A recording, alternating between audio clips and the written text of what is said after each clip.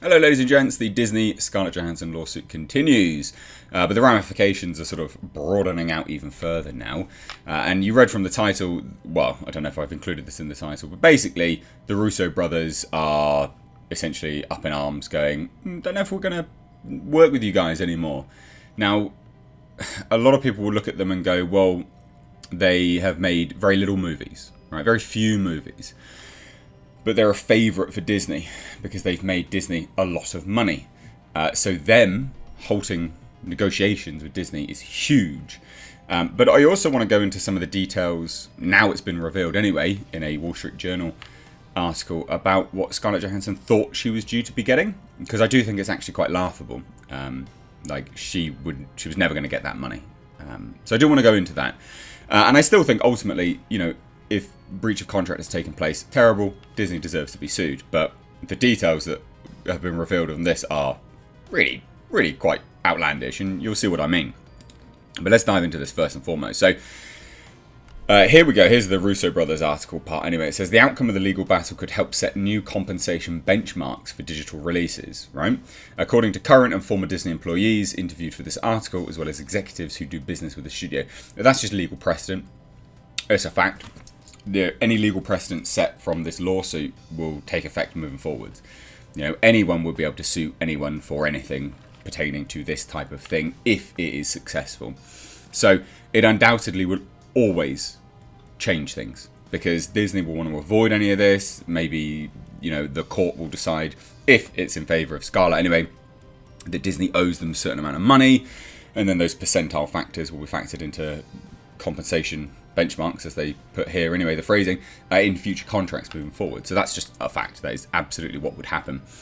But here we go. Since the lawsuit, brothers Joe and Anthony Russo, directors of Marvel's Avengers Endgame, the highest grossing movie of all time, hit an impasse in negotiations to direct another Marvel movie. That's massive. That's real bad PR for Marvel. And this is what's been damaging for Disney all along, is the PR part of it all.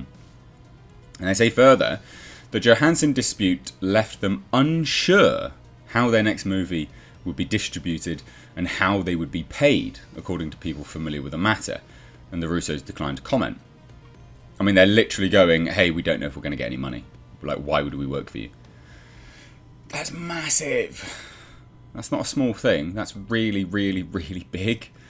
And it's just terrible PR. Really bad PR.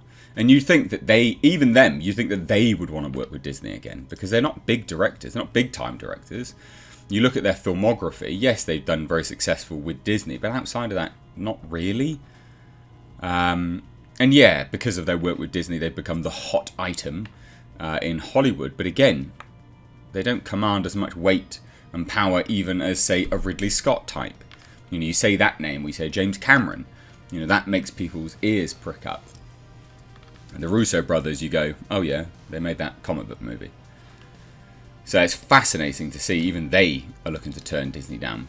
And I find this to be quite interesting as well. So Emma Stone negotiated a deal to star in a sequel to the movie Cruella, and she secured additional payment from Disney to make up for the simultaneous releases. So she knew that it was going to be simultaneously released, and she was like, hey Disney, you need to pay me a little bit more on the side, and like, all will be squared away. And then this is what comes down to what Scarlett Johansson was demanding, because I'm sure Emma Stone asked for a lot less, and it makes a lot more sense. Other studios also have made such payments, some hastily arranged to keep their stars happy, and this is what is fascinating. So AT&T, Warner Media, paid more than $200 million in new deals with stars, directors, and others whose salaries were tied to profits, after the company decided to simultaneously release all of its movies this year on HBO Max and theatres, according to people familiar with the payout. So that's interesting. We've never had these figures before. You know, that is genuinely interesting. That's the type of money. And remember that. That's all of HBO Max. That's all of Warner Brothers movies, right? All of them. 200 million. More than, but it won't be much more than. It's just more than 200 million. So let's just round out to 250. Remember that number. Remember that number. Okay? Because that's really important moving forwards. The shifting landscape has also put pressure on talent agencies with live on commissions, which live on commission, sorry. Miss Johansson's challenge to the image-conscious entertainment giant, its origin story rooted in a theme park known as the happiest place on earth. This summer's the talk of the town. And then we get to what I deem to be probably the most laughable part of it all. And it really is the most laughable part of it all. $100 million job. Remember that number? Remember Emma Stone had to negotiate a new payout? Remember that number of $200 million? $100 million job. Miss Johansson had warning. Former CEO Robert Iger said during a shareholder meeting in March 2019 that Marvel releases would be available on Disney Plus immediately following theatres.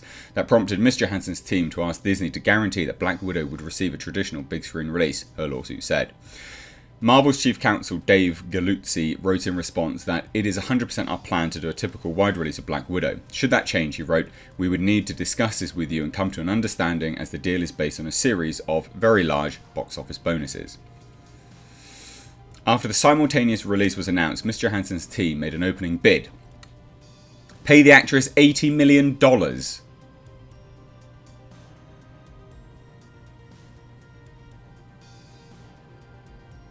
Warner Brothers only paid out just over $200 million for all of their films, to all of their talent. Scarlett Johansson wanted $80 million? Jesus! And here's what she thought it was based on. The calculation is based on what the star would receive in a hypothetical global box office take of... She thought her movie would make $1.2 billion. Holy shit, you're deluded. Like, I am all for people earning what they're supposed to be earning as per contract, right? But you thought your movie was going to make $1.2 billion? Holy shit, you are deluded, love. A sum in league with Marvel hits Captain Marvel and Black Panther. Hobbled by the pandemic and at home release, the movie has so far been one of Marvel's worst performers, with $371 million grossed worldwide. The deal as pitched would pay Miss Johansson a total of $100 million for the movie, including her $20 million salary. It was an eye-popping sum, but her team saw it as a starting point. I mean, obviously they wanted to work down from there. Disney never responded with a counteroffer, probably because they were like, you're high. One reason was uncertainty in the company over who should be leading the negotiations. According to Disney employees and associates, Mr. Chapek, faced with the pandemic's existential threats to live entertainment, gave underlings the power to make a deal. His top lieutenants, including Disney Studios content chairman Alan Bergman and media and entertainment distribution chairman Kareem Daniel, didn't return calls or emails from the Johansson team. I mean, that's bad. You should always return emails. That is actually bad. And then it just kind of goes further and just explains some other bits and pieces. But I think what's really important here, like I said, Warner Brothers paid out just over $200 million for everything. And they've got a lot of things that they put on HBO Max. $200 million for everything. She wanted $80 million. And yes, it's a starting bid, but Jesus, it's too much.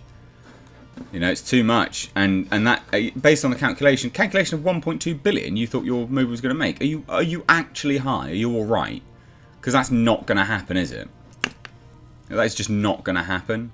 That is an ego coming into fray right there. But anyway, I thought I'd do a video on this because we've now learned some actual numbers. So when we do the, you know, as things start to develop and things like that, you know, my opinions can obviously change. I'm still all for people getting what they're owed. But you're not owed 80 million because your movie was never going to make 1.2 billion. That's like patently obvious.